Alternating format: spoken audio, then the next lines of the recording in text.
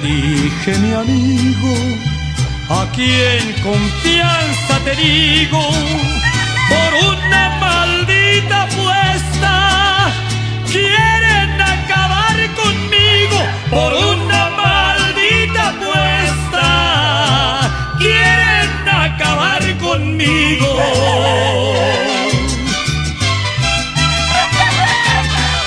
El gallo sintió de pronto que estaba hirviendo su sangre y ya puesta la navaja le dijo, voy a salvarte, que ya suelten ese giro, tu deuda voy a pagarles. En menos de 3 patadas acabó con su rival, pero también aquel gallo le hizo una herida mortal. Y ahí juré que a un amigo